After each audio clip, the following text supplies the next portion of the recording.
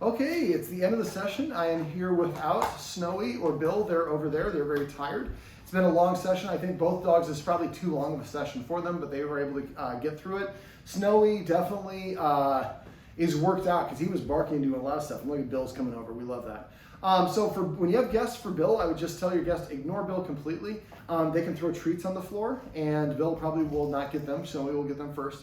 But just the more that he ignores them, and then just drop treats on the ground and make a positive association, that can be helpful. But the stuff that I talked about, now I guess I'll go through that real quick. So when you have guests come over, what I would do is, first of all, make it a curated experience. Find the right person who's gonna listen to you, is not super animated, and is not a particularly triggering variety. Some people have beards, or they're loud, or they're men, or they're wearing hats.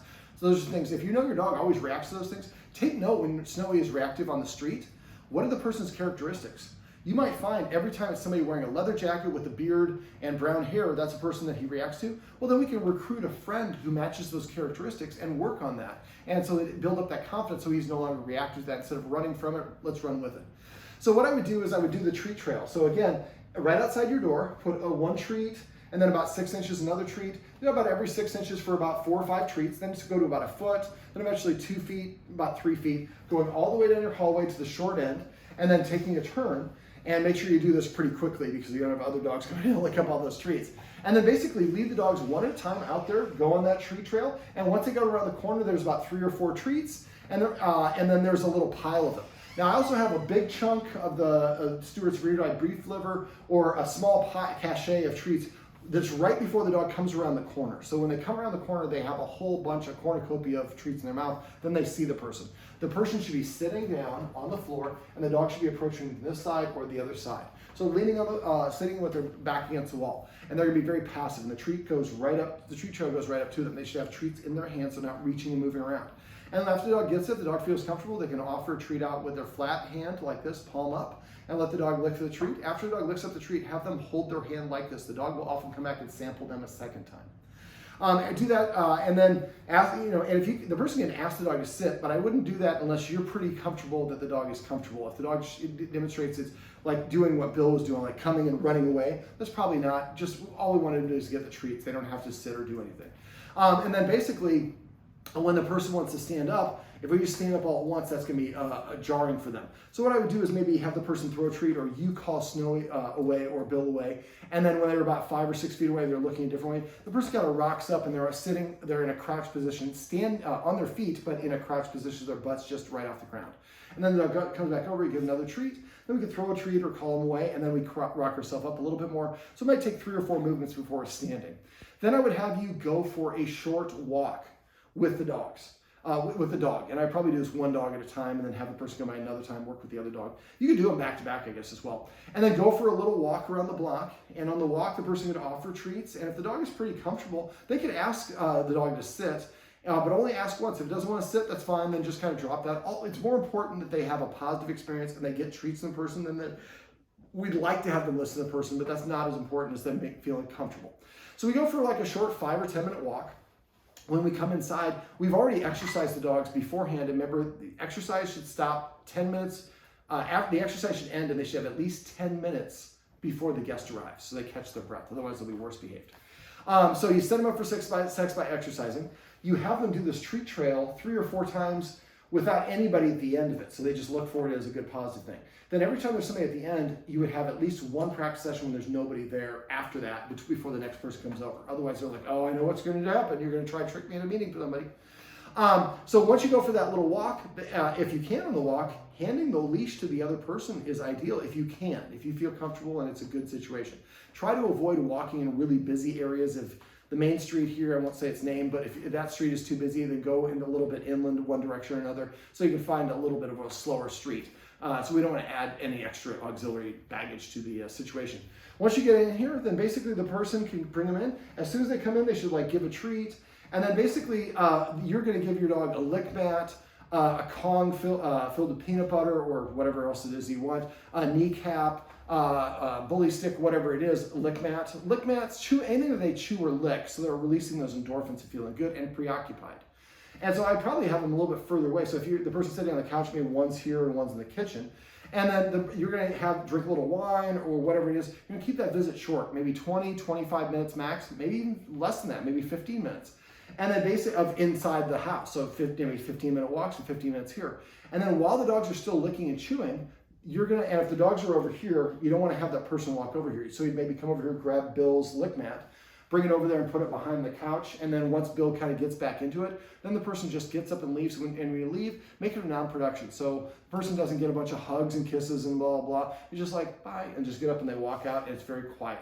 So the idea is we build a positive experience where the dogs don't act in a way that we don't want at all throughout the encounter, and then gradually we start elongating that. We might have to have that person come 2 or 3 times doing the same ritual like that before they're pretty comfortable. Then they're just waiting out there. So we go out there and there's maybe not the tree trail, or we meet them out in front and just go for a little quick walk around the block. Dog feels comfortable. If you have a secure deal, after the dog's done it a couple times, having the person walk your dog without you there can also help. What I did is I walked around. Every time I found some sort of stoop or somewhere I can sit, I sat down. Snowy came up to me. I offered him a treat. He took it. He started letting me pet him. He felt a lot more comfortable. When we got back into place, he didn't bark for, I don't know, about half an hour or something like that.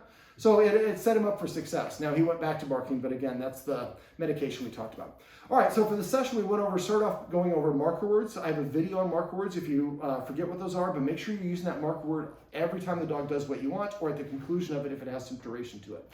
We also went over hand targeting, and you guys already have that one. I would say touch, then the dog comes over, touches, and then you say yes, and then you put the treat on the hand. And work on that so you can get the dog come from all the way one side of your apartment all the way to touch your hand. We also went over using the positive interrupter, which could be beep, beep, beep, beep 3 times, or, and then I show my hand and the dog runs over and touches his nose, and then I'm going to give a replacement behavior. So I use the positive interrupter to stop the dog from doing a behavior that we don't like: barking, digging, chewing. We say the positive interrupter, they look at us, we throw our hand down or do something to lure them to us, then we give them something else to do: a bully stick, a lick mat, do some training or whatever it is. Okay, we also talked about teaching dogs manners. I call this petting with a purpose. So the dog comes up and nudges you for attention. It's telling you what to do. Kind of like a kid saying, "Mommy, go make me some pizza." Would you like to ask for that again? "Mommy, can you please make me some pizza?" And the mom hopefully does that, and the kid learns saying please gets me my way. So the dog nudges you, paws at you, barks at you, scratches your butt, I think is one of the things the dogs do. Then you turn around and tell the dog sit. I'm saying it one time, the dog has 2 seconds to sit. If it doesn't sit, then I walk away and I go back to doing what I was doing, play it hard to get. If the dog does sit, I say the marker word, and I pet under the chin, on the chest, or on the shoulders, and I pet them as much or as little as I want. Now, if I do this and the dog comes back and nudges me again, I do this 3 or 4 times. The dog's saying I'm bored. I need some exercise. We'll talk about that in a minute. Okay, so if the dog doesn't do it, then there's nothing happening. There's no punishment, and there's no reprisals, but the dog does not get what it wants. After a while, the dog will start sitting in front of you to prepay for attention. Make sure you say your marker word and reward that. Don't take that for granted. That's what the things you're working for. And then remember to use the watchword of manners. If somebody says manners to me, I'm petting a dog, I stop petting because they're probably telling me, "David, you probably forgot to pet with a purpose." So they say manners, I stop petting, tell the dog to sit, it sits, I say yes, pet on its chin. And then I can say, "I actually did it right and you missed it, but thank you for reminding me I do forget to pet without a purpose." Petting with a purpose: if you would like to pet your dog or your dog would like to pet you, I would like you guys to abstain from petting your dog for just petting. Although I'm watching one of the guardians do it right now. That's okay. But like this right now, the guardian is laying on the couch, the dog's laying on her. There's nothing wrong with that. The dog's not asking for anything. It's never a bad thing to pet your dog. But if you pet your dog when it's doing a behavior they don't want, you're going to amplify the dog's desire to do that behavior. So being mindful of when you're petting your dog can be really helpful. Now, if you want to actively start petting your dog aside from when you're cuddling on the couch like you are now, then I'd like you to ask your dog to sit the one time, or if it's already sitting, ask it to lay down or sit here or here. Don't ask for paw anymore. So it either sits or lays down, whatever you ask, and then it gets attention, or it doesn't, and it doesn't get any attention, but there's no punishment. And after a while, that'll motivate the dog to want to sit, and it'll build its respect for you as a leader and all the other stuff we talked about. The flip side of that is celebrating, which is basically rewarding the dog when it voluntarily offers you the behavior you want. You're on a walk and the dog looks at you, hold out, say yes, and hold the treat out. Dog's walking back to you. That's the foundation of loose leash walking. You're inside, the dog looks at you and you ignore it. Well, there's no way you're going to get the dog to look at you outside. The more you reward your dog for eye contact, the dog looks at you, yes, and I pet or give a treat. Well, the more that I do that in here, I get a lot of attention. Now, outside, there's more distractions. I talk about thresholds or levels. Inside your house is your easiest environment. Once you step outside the door, it's the next level up. So you might have to go outside and ask your dog to sit outside. and then sit again and lay down and do a couple exercises just right outside your door without going for a walk. Keep doing that right there until your dog performs well there. Then we can start walking. And every 5 or 6 steps, stop, 5, 10 steps, stop, sit, yes, treat, doesn't sit. If I have to get to the point where my dog won't sit, I want to do a basic cue that I know what to do. If the environment is not too stimulus and I know that my dog knows how to do this, I have crossed the threshold of how far away from my house that I can work, that my dog can respond to. So then if I keep on going, then I'm asking my dog not to be able to listen to me. You're at the dog park, you mentioned go to the dog park. Every time the dog comes back to you without you asking it, celebrate that, pet him on it, say yes and pet him on the chin. Most of the time, the only time we ask the dog to come to us is the end of leaving at the dog park, so I don't want to come to you when you call me because it means we're leaving. But if it comes to you 25 times and you say yes and pet it, the 26th time or whatever it is, the dog comes over, you put the leash on, give it a couple treats, walk outside, give it a couple more treats, make sure it's a positive experience. The dog's happy to come to you because you're rewarding desired behaviors. So I would like you to pay attention for eye contact, for sits, for laying down, for coming to you, drinking water, eating their food, pooping or peeing, grabbing a toy, going into their dog bed or a dog kennel. So every time they do that, say yes, and then give them a treat or a pet. For celebrating, I usually just pets, but you can use a treat too, but don't do it all the time because then the dog will expect that.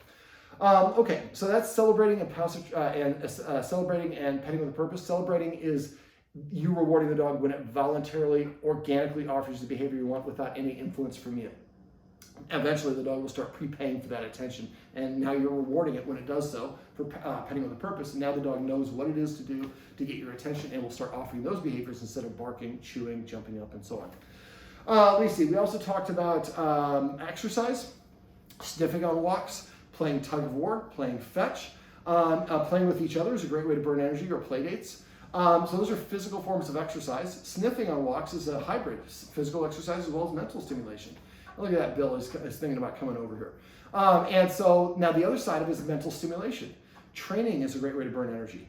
Feeding out of snuffle mats causes dogs to problem solve and figure, and also, so remember, I would feed about half of it out of a snuffle mat, half of it out of the wobbler or whatever the treat toy is. And so that way there's a variety of problem solving, and it helps with your dog's intelligence, keeps them more active, burns energy, and also slows down the feeding process. So you get like a 4-piece of a whole bunch of great stuff. Let me see, we can also do cooking in the corner. That's that throwing that treat. So you say, what did you guys say? Hunt, find it? Search, and then you throw the treat. And then when the dog licks it up, you say yes. Remember, this is rare that you say it when the dog gets the treat, but that's the purpose. Next, and then when they say come, the dog comes to you, like Bill is right here. What a good dog he is. Can I give you this treat before you run away? Oh, that's so awesome. And so I'm not petting him. I want to pet him. He doesn't want to pet me to pet him. He's not ready for that. So I'm going to only accept what he can give me, and I'm going to be satisfied with that. Next time I come by, he'll probably be able to give me a little bit more, but I'm going at his pace, not at my pace. So let me see. If you feed out of a snuffle mat, have a couple treat dispensing toys, I would kind of do half of each one for each meal. Maybe feed one of them in the bedroom and one of them out here. So they're nudging that ball around, because Bill kind of defers to Snowy, and we don't want to have Bill always losing out on that. So let's sometimes have Snowy in there and maybe slow down the process. So we do Snowy, we wait a little bit, and so Snowy probably eats faster. So we give Bill more time to do his thing. He doesn't have to do it at Snowy's pace, he's at Bill's pace, and that's totally okay. Let me see, we can also do training in short 3-minute training sessions. I think I was starting to get this, I didn't get to the final point. Dogs that have reached a plateau of knowing about 10 or more cues seem to have achieved a certain level of confidence that other dogs lack. Now, it's not a defining number, it might be a little bit more or less, but you might want to just schedule some time, and each one of you spend maybe 3 minutes training each dog twice a day, or each dog once a day. So that's, each dog gets 2 training sessions between the 2 of you, and you're going in different rooms, and then you switch, and so you're training both dogs on whatever that exercise is, and by the end of the week, you want to bang your dad and they flop over. And then next week, then you teach them how to open the refrigerator and grab you a beer. You can teach your dog to do that, or to wipe their paws when they come in the door. You can also do that. There's a lot of tricks, and you go to YouTube, make sure it's a positive reinforcement. There's no punishment based. But eventually, and shaping is a great concept for teaching dogs. You can Google shaping, and I'm happy to come back and show you that. But if you can teach your dog some new tricks, not only do they have more confidence, they have more respect for you because you're the teacher, which is a very important thing in our society, underrated. I certainly agree. But it also gives you ways to distract your dog. So now you can do circle. Now sit pretty. Now bang your dad. Now roll over. Now go wipe your paws. You just had your dog do 5 or 6 different things. Boy, the dog is happy. I'm doing all these things. I'm not getting attention for looking good. Even though Bill's a good looking dog, I earned this affection. That confidence is very insulating and really helps dogs in a lot of areas. Let me see. So try to come up with a rhythm and a routine instead of going for a long period of exercise, shorter periods. Now, going Shannon's canines for a walk, that's great because that's about 4 hours. They're probably going to be pretty tired when they come home, but that's much better than going to dog daycare. And like I said, the dog daycare that you guys go to, unfortunately, they are big fans of Cesar Millan. Cesar Millan works with some of the dogs and comes in there. And that's the aversive training methods that we don't use anymore because it creates frustration and I think will contribute to the dog's problems. And Snowy might be a candidate where he started going to the particular daycare, and this is when this behavior started, kind of similar to myself with my dog, Quest. I took him to West LA, well, I'm not going to say the name of the place, but I kind of did. Quest developed some aggression either. I can't prove that it was there definitively, but some of the methods that you use can create frustration. That's why we don't use the punishment-based methods, because that frustration leads to anxiety, which leads to stress, and that can lead to aggression. Let me see. We also went over the importance of rules. Remember the Premack principle? It means the less desirable behavior earns me a more desirable behavior. Sit. The dog sits. Yes, then I'm going to start preparing your food. Sit, and then I'll let you out of the kennel. Sit, and I'll open the door here. Now remember, for the door, I say sit, and the dog has 2 seconds. I'm only going to say it once. Sit, 1, 2. You don't sit by 2. I drop the leash and walk away and sit back down and play guitar. And wait 1 minute, and then go back to the door. And the next time, if I say sit, don't sit within 2 seconds, I walk away. This time I sit down for 2 minutes, then I sit down for 4 minutes, then for 8 minutes. I keep double the length of time. But you do this for putting the dog's harness on, preparing their food, allowing them on the couch, allowing them on the bed, open the door to come back inside. There's a lot of opportunities to incorporate rules. And its rules are not making us mean to our dogs, even though we psychologically think about it that way. The rules help our dog feel more comfortable and confident in us being a leader, providing them with a safe environment. And so some of the other rules I recommend is not letting the dog in the kitchen when we're preparing food, or not being allowed around each other when they're eating, or around a human who's eating. Don't feed any food from the table. I don't think you guys do that, but a lot of people will do that, and that conditions the dog to violate, and then the other dog's going to violate, and you have them challenging something we really don't want to have them do. Now, again, I would try to reach out to Shannon, see if you can set up an appointment with her. And then if you want to use that other person for boarding, have the dog go over to that person's house who I shared the number with you when you're still in town and do an overnight while you're still in town. It seems really counterintuitive, but if he freaks out when you're out of town, now you're screwed. If he does it when you're in town, if you have to, you can go over there and pick up the dog. And then you recognize, well, we got to work on some stuff. But doing a dry run a couple times, then he goes over there. He's like, oh my God, this is my favorite place. There are other puppies I can play with, and I got all this fun stuff. It's like summer camp. So we're setting our dog up for success. Remember to use exercise. You can also set up your dogs for success for that exercise, but having those lick mats, the bully sticks, and all that stuff around, so when you have those Zoom meetings and whatnot, you can also set your dog up for success by having stuff to keep them occupied. Is there anything else you want me to go over?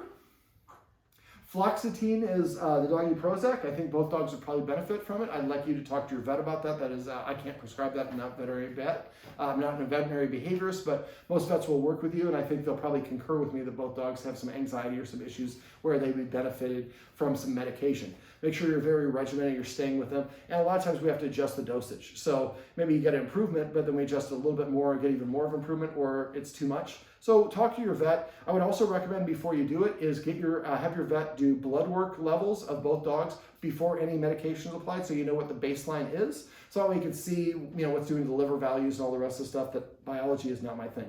But having that baseline, people don't think about it until after the dog's been on it for 6 weeks and you can't do anything. Remember, it takes about 4 to 6 weeks to kick in.